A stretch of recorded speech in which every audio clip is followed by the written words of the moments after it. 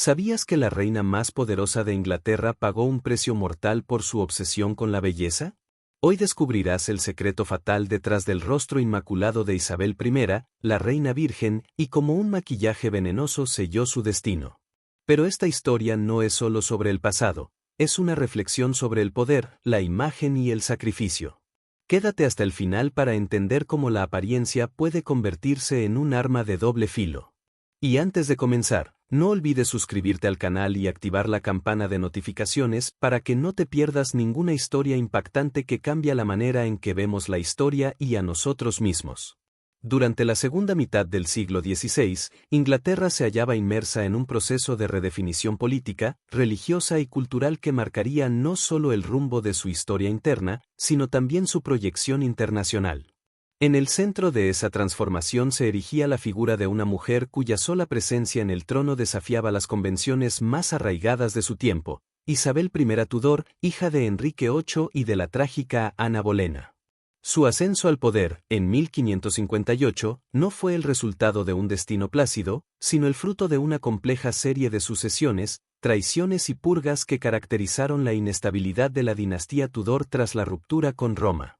La sombra de su hermana mayor, María, recordada con horror como la sanguinaria por sus brutales persecuciones contra los protestantes, aún pesaba sobre la nación. Isabel llegó al trono siendo joven, soltera y protestante, y debía gobernar un país fracturado por las guerras de religión, por las pugnas entre nobleza y corona, por los miedos al catolicismo extranjero y las tensiones con Escocia y España. En semejante escenario, la supervivencia de una monarca sin esposo ni heredero aparente exigía algo más que astucia, requería una comprensión instintiva del poder de la imagen.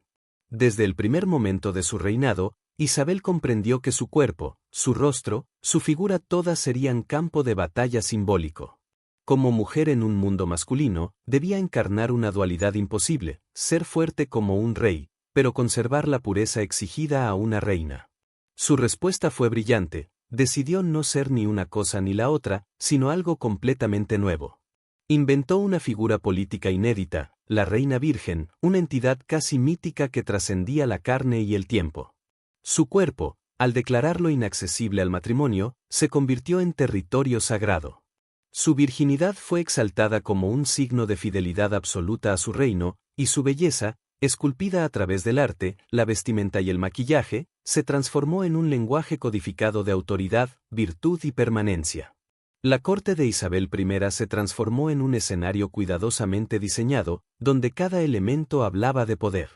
Desde los collares de perlas hasta los corsés apretados, desde los retratos oficiales hasta el peinado erguido y encrespado que coronaba su figura como una diadema viva, todo tenía un propósito. No era simple vanidad.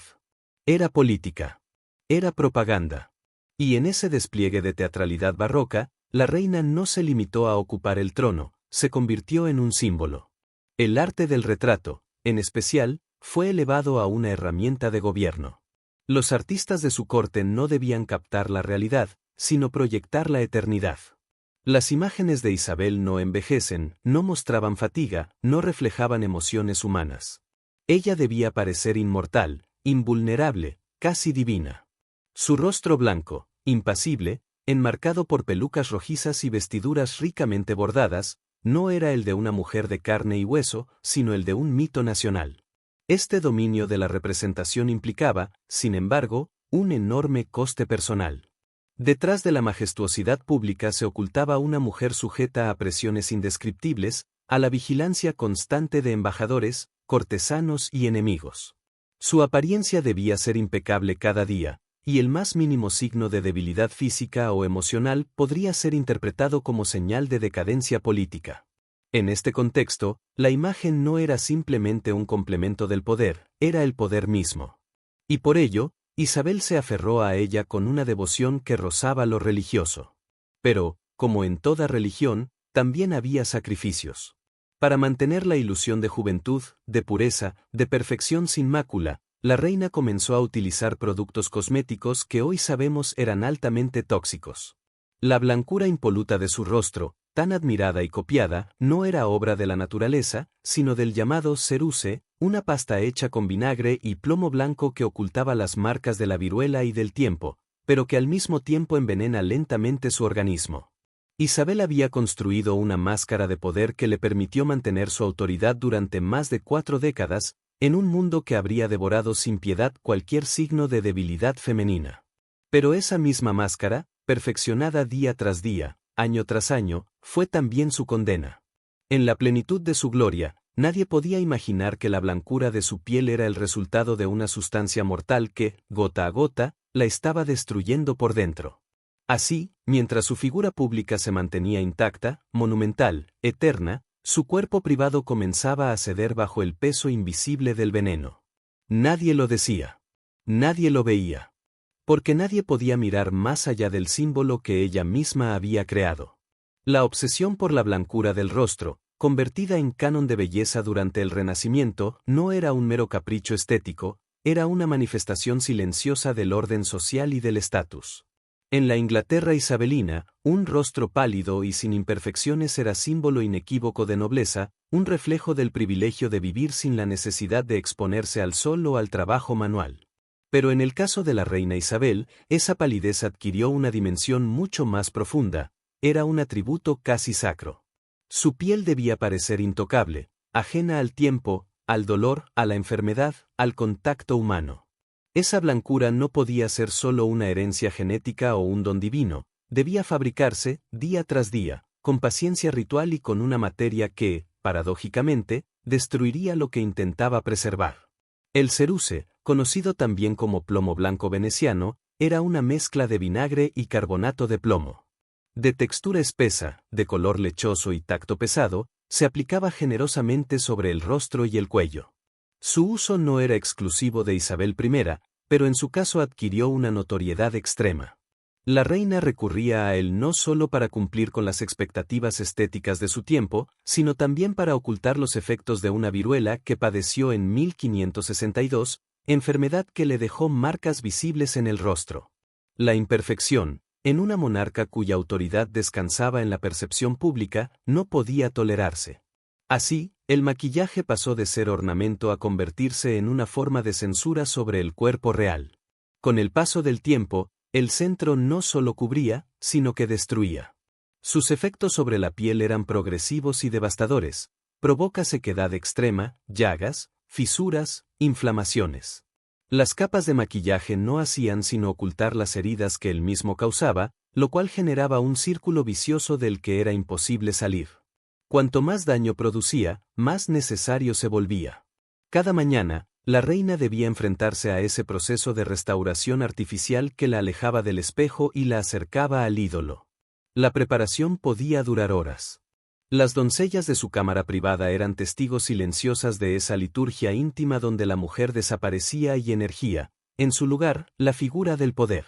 Lo que muy pocos sabían entonces, y que solo la medicina moderna ha podido esclarecer con precisión, es que el plomo blanco no se limitaba a dañar la epidermis. Era absorbido lentamente por los poros, entrando en la sangre, acumulándose en órganos vitales, debilitando el sistema nervioso, afectando el equilibrio emocional, la memoria, el juicio. A largo plazo, el envenenamiento por plomo puede provocar pérdida de apetito, insomnio, fatiga crónica, parálisis muscular y, en casos extremos, colapso de órganos internos.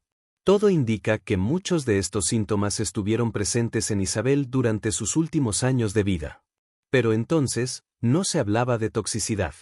Se hablaba de melancolía, de nervios, de vejez.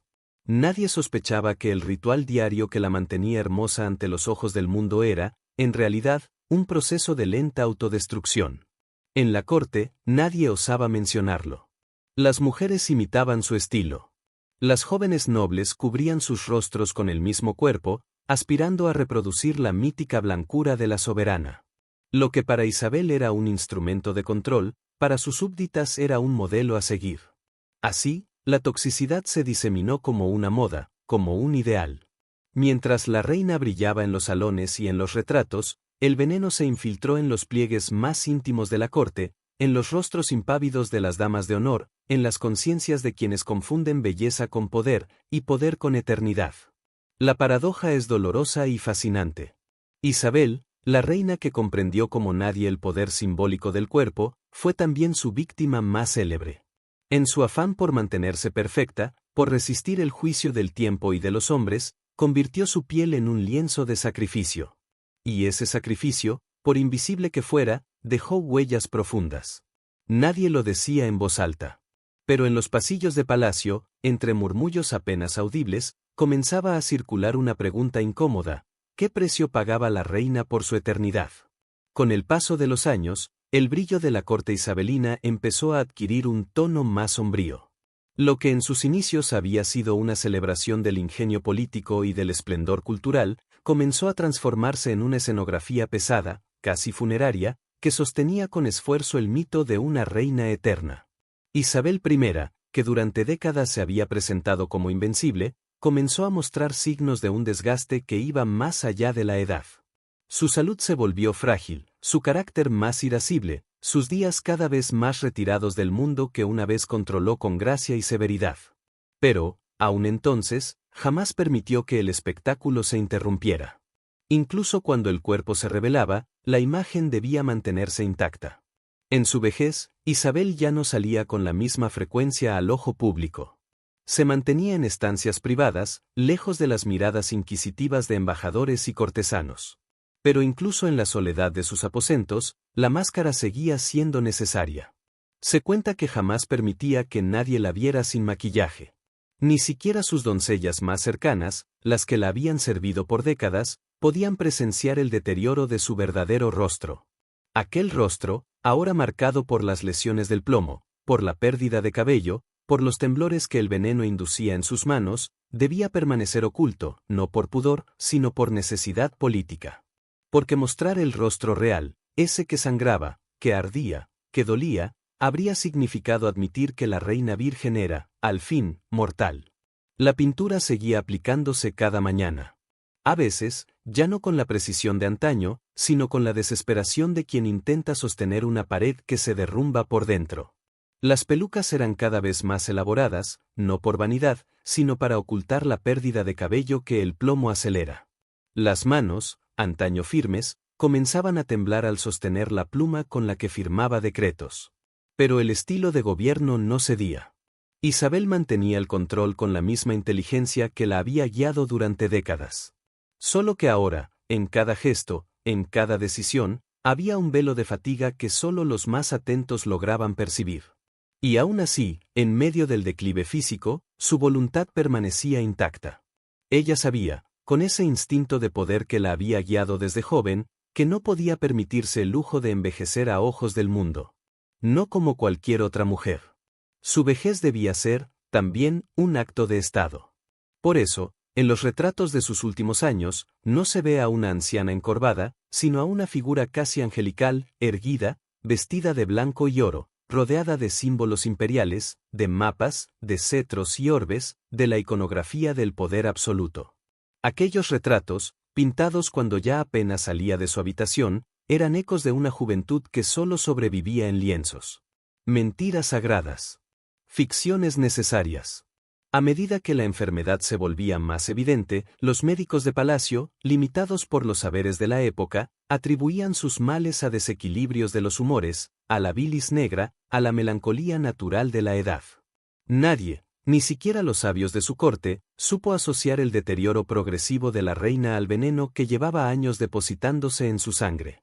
El plomo blanco no tenía aún nombre como tóxico. Era, simplemente, parte del ritual. Un mal necesario. Un secreto compartido por todas las mujeres de la corte, que sufrían en silencio llagas, dolores, pérdidas dentales, y un envejecimiento precoz bajo capas de blancura artificial. Pero en Isabel, este deterioro era más cruel, más profundo, porque el cuerpo que se deshacía era también el cuerpo del Estado. En los últimos meses de su vida, se decía que Isabel pasaba largas horas sentada, sin hablar, envuelta en sus ropajes, como si la corona que había sostenido durante más de 40 años pesara finalmente sobre ella con toda su historia. Rechazaba el lecho, temía dormir, y temía aún más despertar en un mundo donde ya no pudiera sostener la ficción de su eternidad. Moría lentamente, no solo por el paso del tiempo, sino por su propia creación. Por el maquillaje que había usado como armadura. Por el veneno que había aceptado en nombre del poder. Y así, en un silencio ritual, casi litúrgico, la mujer más poderosa de Inglaterra fue apagándose. No en medio de guerras ni de traiciones palaciegas, sino por el efecto acumulado de una sustancia que cada mañana se convertía en máscara y en condena. Nadie se atrevió a decirlo en voz alta, pero la reina virgen no murió solo de vejez.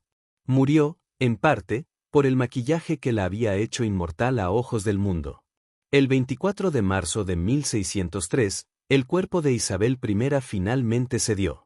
Tras más de 4 décadas de reinado, Inglaterra perdía a su reina más longeva hasta entonces. En la intimidad de sus últimos días, los detalles se ocultan bajo el velo de la discreción cortesana. Algunos informes sugieren que la reina pasó los últimos días en un silencio obstinado, rehusándose a hablar, a comer, a dejarse llevar al lecho. Otros cuentan que sus ojos estaban abiertos, fijos en un punto invisible, como si observaran un umbral que aún no se atrevía a cruzar. Murió en Richmond Palace, lejos de la teatralidad de la corte, pero sin abandonar del todo la máscara que había forjado durante toda una vida. Aún en la muerte, su cuerpo fue dispuesto con la solemnidad de una estatua, maquillado, vestido con perlas y bordados, como si su tránsito no fuera un final, sino una última escena. Los médicos que atendieron su agonía no supieron, o no quisieron, vincular la causa de su debilitamiento final al envenenamiento crónico por plomo. La medicina del siglo XVI estaba aún presa de teorías galénicas, de humores y temperamentos, sin herramientas para identificar intoxicaciones lentas, sin métodos para rastrear venenos que se disfrazaban de belleza. El plomo blanco que cubrió su piel durante décadas, aquel que tantas veces fue aclamado en los retratos y en las ceremonias públicas, no fue mencionado en los informes médicos. No era sospechoso, era costumbre. Era parte del ritual. La muerte de la reina fue, oficialmente, la muerte de una mujer anciana, extenuada, vencida por los años. Pero entre los pocos que conocían los secretos de su tocador, entre quienes habían visto de cerca las fisuras de su piel, las heridas escondidas tras capas de cosmético, quizás alguien entendió, en silencio, que el veneno no venía del exterior, sino de la imagen misma que ella había encarnado. Tras su muerte, la sucesión al trono pasó a Jacobo I de Escocia, hijo de María Estuardo, prima y enemiga ejecutada por la propia Isabel. Con él se inaugura la dinastía Estuardo, y con ella una nueva era política y estética. El nuevo monarca, varón, no estaba sujeto a las mismas exigencias simbólicas de su antecesor. Ya no era necesario encarnar la pureza divina en un rostro perfecto. El cuerpo del rey no debía maquillarse hasta desaparecer. La belleza, como instrumento de poder, se replegó. Y con ello, el plomo blanco comenzó a perder protagonismo. Pero no desapareció del todo. Durante décadas, siguió usándose en menor medida, causando daños invisibles, como una herencia muda del siglo que lo glorificó. La historia oficial, esa que se imprime en crónicas y libros, no suele mencionar el veneno. Prefiere hablar de logros, de batallas, de políticas exteriores, del esplendor cultural del reinado. Isabel I es recordada como una de las monarcas más brillantes de la historia de Inglaterra, y con razón. Su inteligencia política, su dominio del lenguaje, su visión diplomática, marcaron una era. Pero bajo esa historia visible, late otra más oscura, más íntima, la del cuerpo que fue convertido en símbolo, y luego sacrificado por ese mismo símbolo.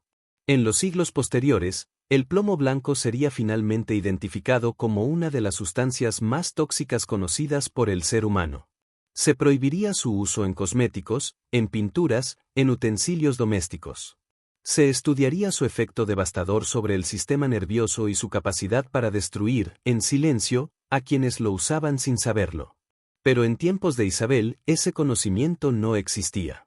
Y quizás por eso su historia no es simplemente la de una reina envenenada por vanidad, como tantos rumores posteriores quisieron simplificar. Es, más bien, la historia de una mujer que entendió el poder de la imagen y que en su afán por dominarla, ofreció su cuerpo como campo de batalla. Una mujer que transformó su rostro en bandera, y que al hacerlo, cruzó la línea entre la carne y el mito. El legado de Isabel no está solo en las leyes que promulgó o en los enemigos que derrotó. Está también en la advertencia silenciosa de su piel envenenada. En la advertencia de lo que ocurre cuando la apariencia se convierte en deber, cuando la belleza se transforma en dogma, cuando el poder exige un precio que se paga gota a gota, día tras día, frente a un espejo. Un espejo que, al final, no refleja al ser humano, sino al fantasma del poder que lo habita. La historia de Isabel I no concluye con su muerte, porque el eco de su vida, como ocurre con las figuras que encarnan más que un simple rol histórico, se extiende mucho más allá del ataúd. El espejo donde la reina contemplaba su imagen cada mañana no desapareció con ella. Se fragmentó, quizás, en 1000 cristales simbólicos que, desde entonces, siguen reflejando la tensión eterna entre el ser y el parecer, entre el poder y el sacrificio. En cada uno de esos fragmentos vive todavía la figura de la reina virgen, cubierta de blancura espectral, eterna e irreal, adorada y al mismo tiempo prisionera de su propio mito. El siglo XXI mira hacia atrás y contempla el esplendor del Renacimiento con una mezcla de asombro y distancia.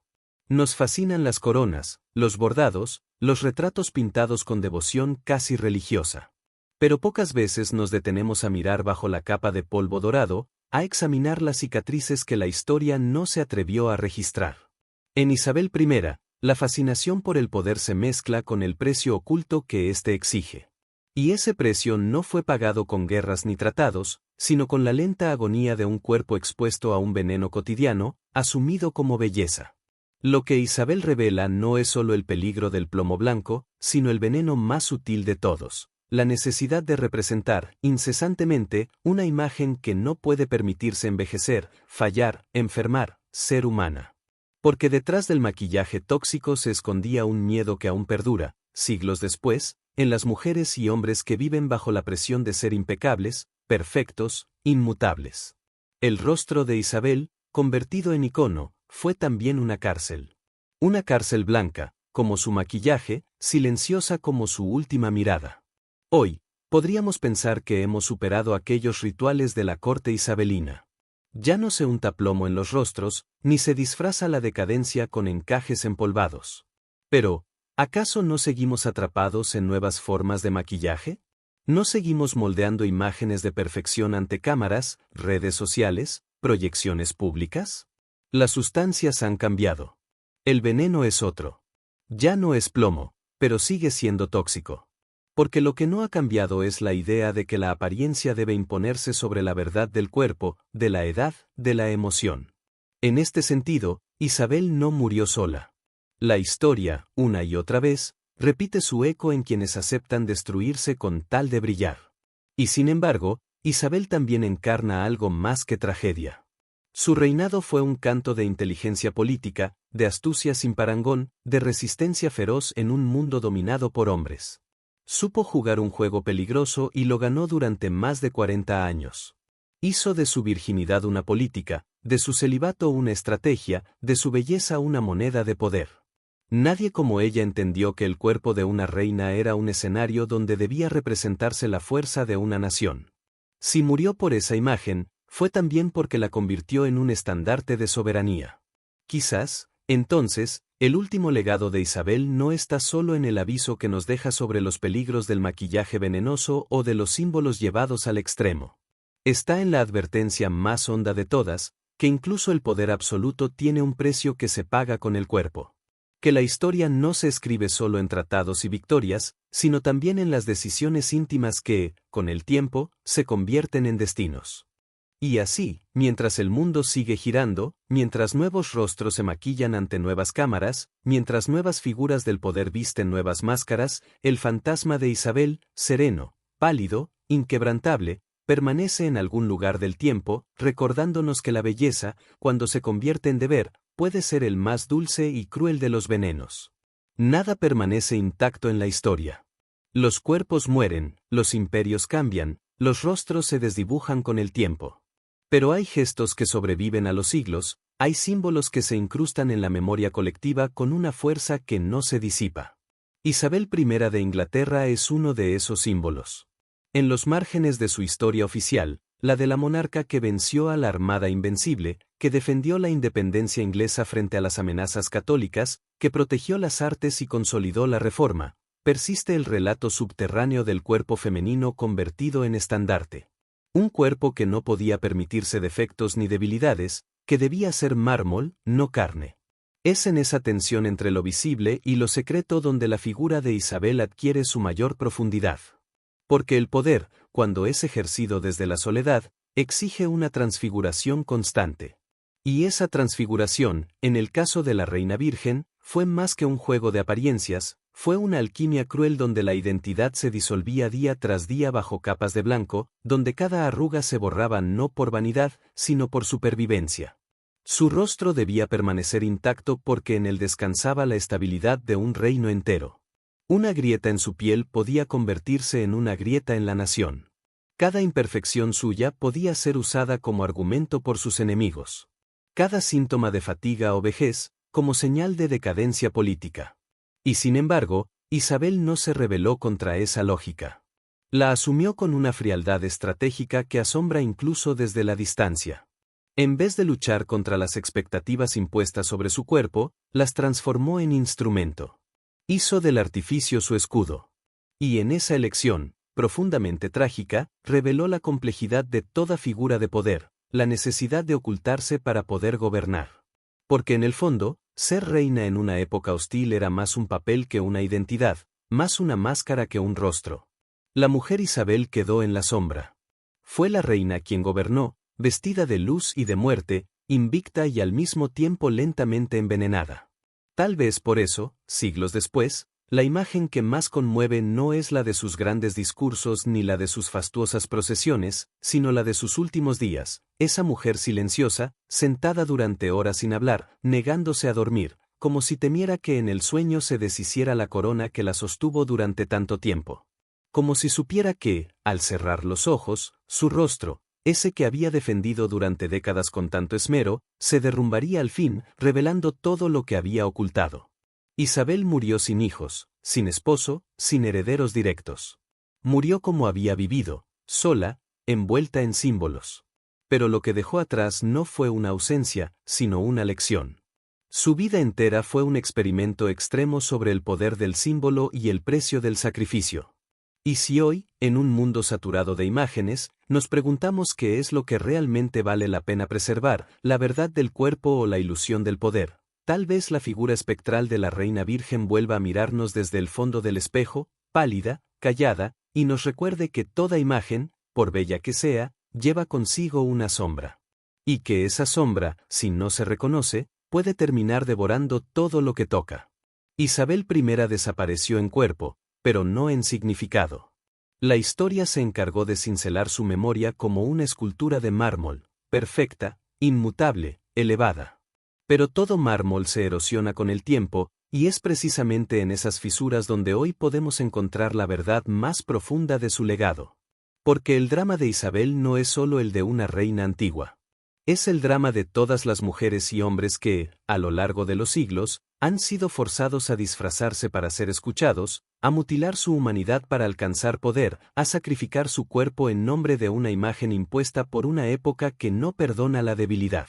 En ese sentido, Isabel no es una reliquia de un pasado superado. Su espejo sigue vivo. En cada vitrina de belleza donde se venden productos prometiendo la eternidad del rostro, en cada pantalla donde se retocan los poros, en cada red social donde se esculpen apariencias imposibles, su historia se repite bajo nuevas formas. Ya no usamos plomo blanco, pero usamos filtros digitales. Ya no nos untamos veneno en la piel, pero aceptamos cirugías, dietas extremas, ansiedades y silencios que también desgastan el cuerpo. El símbolo ha cambiado de forma, pero no de esencia. Seguimos atrapados en el juego que ella dominó con maestría, el de parecer invulnerables cuando por dentro se tambalea el alma. Isabel vivió en un tiempo donde el rostro de una mujer podía decidir el destino de un reino. Hoy, vivimos en una era donde la imagen puede decidir el destino de una carrera, de una reputación, de una vida. Y sin embargo, la reflexión esencial sigue pendiente: ¿quién somos cuando la máscara cae? ¿Qué queda del poder cuando se disuelve el maquillaje? ¿Qué cuerpo se encuentra detrás del símbolo? Quizás por eso la figura de Isabel nos sigue inquietando.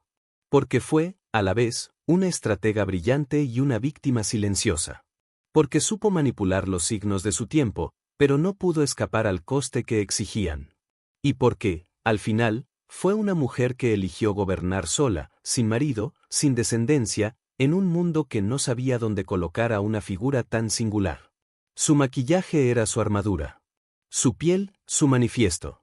Cada capa de blanco ocultaba no una vanidad superficial, sino una decisión política profunda, ser lo que se esperaba de ella, para poder ser algo más allá de lo permitido. Y ahora, siglos después, tal vez le debemos algo más que admiración. Tal vez le demos una mirada más humana. Tal vez el mayor homenaje no sea repetir su gloria, sino aprender de su sacrificio. Desenmascarar nuestros propios venenos, nombrarlos, reconocer cuando estamos eligiendo la apariencia por miedo a no ser aceptados, y tener el valor de vivir sin disfraz, aunque eso implique mostrarnos vulnerables. Porque si Isabel I fue capaz de sostener durante más de 40 años una imagen que la estaba matando lentamente, ¿qué no hacemos nosotros, cada día, por sostener nuestras propias ficciones? El espejo de la reina no ha desaparecido. Está frente a nosotros. Y en él, si nos atrevemos a mirar con honestidad, veremos no solo su reflejo, sino el nuestro. Y quizás, al comprenderla, podamos empezar a liberarnos de la maldición más antigua de todas, la de sacrificar el ser en nombre del parecer. La historia de Isabel I nos confronta con una pregunta que trasciende siglos y coronas: ¿qué es más valioso, el poder que nos otorga una imagen o la verdad de nuestro propio cuerpo y alma? En la reina que murió bajo capas de plomo blanco, encontramos la metáfora perfecta de esa lucha eterna entre la apariencia y la esencia. Su rostro inmaculado era un escudo y una prisión, un artefacto diseñado para ocultar no solo las señales del paso del tiempo, sino también las grietas profundas de la soledad y la carga inmensa del poder. Esta tensión no se disuelve en el pasado, se reproduce en cada época y en cada individuo que, de alguna manera, siente la presión de ser algo más de lo que es, de encarnar ideales que le son ajenos, de sostener máscaras que ocultan heridas invisibles.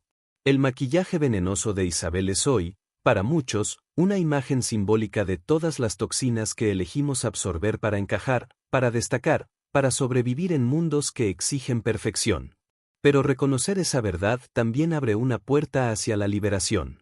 En ese reconocimiento está la posibilidad de derribar las máscaras con valentía, de aceptar el cuerpo tal como es, con sus marcas, sus cicatrices, su fragilidad. De entender que el verdadero poder no reside en ocultar la verdad, sino en mostrarla sin temor, en ser auténticos en medio de la imperfección. Isabel I, con su vida y su muerte, nos legó una historia doble. Por un lado, la historia de un triunfo monumental sobre las circunstancias históricas y sociales. Por otro, la historia trágica de un sacrificio íntimo que nadie quiso o pudo ver. En esa doble historia, reside una enseñanza que atraviesa el tiempo, un mensaje que nos invita a repensar la relación entre imagen, poder y humanidad. Así, cuando la próxima vez nos encontremos frente a un espejo, quizás no debamos solo ver nuestro reflejo, sino también la historia oculta detrás de cada gesto de cuidado, detrás de cada producto aplicado, detrás de cada intento de construir una imagen. Porque en esa historia está también la oportunidad de elegir un camino diferente, uno donde el rostro no sea un campo de batalla, sino un mapa honesto de nuestra experiencia, un testimonio de nuestra resistencia y nuestra verdad. En última instancia, Isabel I no murió por el plomo blanco que cubrió su piel, sino por la imposibilidad de vivir libre de las cadenas que su época le impuso. Su historia es un espejo para nosotros, un recordatorio de que la verdadera belleza y poder solo pueden florecer cuando somos capaces de reconciliarnos con nuestra humanidad, sin máscaras ni venenos. En última instancia, Isabel I no murió simplemente por el plomo blanco que cubrió su piel durante años, sino por la imposibilidad de vivir libre de las cadenas invisibles que su época y su rol le impusieron. Su vida y su muerte nos ofrecen un espejo inquietante, donde podemos reconocer no solo los sacrificios que exige el poder, sino también las sombras que acechan tras la construcción de cualquier imagen idealizada. Nos recuerda que la verdadera belleza, el auténtico poder, no reside en la perfección superficial, sino en la capacidad de reconciliarnos con nuestra humanidad profunda, con nuestras imperfecciones, nuestras heridas y nuestras verdades ocultas. Esta reflexión no es solo una mirada al pasado, sino una invitación urgente para nuestro presente. Vivimos en un mundo saturado de imágenes, de expectativas y de estándares que, como aquel maquillaje venenoso, pueden intoxicarnos lentamente si no aprendemos a mirarlos con conciencia crítica. Isabel nos enseña que es posible desafiar esas imposiciones, pero también que hacerlo tiene un costo, y que la liberación comienza por reconocer nuestra propia vulnerabilidad. Si esta historia te ha hecho cuestionar las máscaras que llevamos, si te ha inspirado a buscar una verdad más auténtica en un mundo que valora lo superficial, entonces te invito a que te unas a esta comunidad. Aquí no solo exploramos los secretos ocultos detrás de grandes personajes de la historia, sino que también descubrimos juntos las lecciones que esos relatos pueden ofrecer para nuestra vida diaria. Porque conocer el pasado es también aprender a vivir el presente con mayor conciencia, integridad y valentía. Suscríbete al canal para no perderte ningún video donde profundizamos en estas historias fascinantes y sus enseñanzas ocultas. Activa la campana de notificaciones para que cada nueva entrega llegue directamente a ti y juntos podamos seguir construyendo un espacio de reflexión, conocimiento y crecimiento personal. Este es solo el comienzo de un viaje que nos invita a mirar más allá de las apariencias y a comprender que el verdadero poder nace de ser fieles a nosotros mismos, sin máscaras ni venenos. Únete, participa, y conviértete en parte activa de esta comunidad que busca no solo entender la historia, sino también transformar la manera en que vivimos y nos relacionamos con nuestra propia imagen y esencia. Porque la historia de Isabel I es también la historia de todos nosotros, un llamado a liberarnos y a brillar con la luz auténtica que solo la verdad puede ofrecer.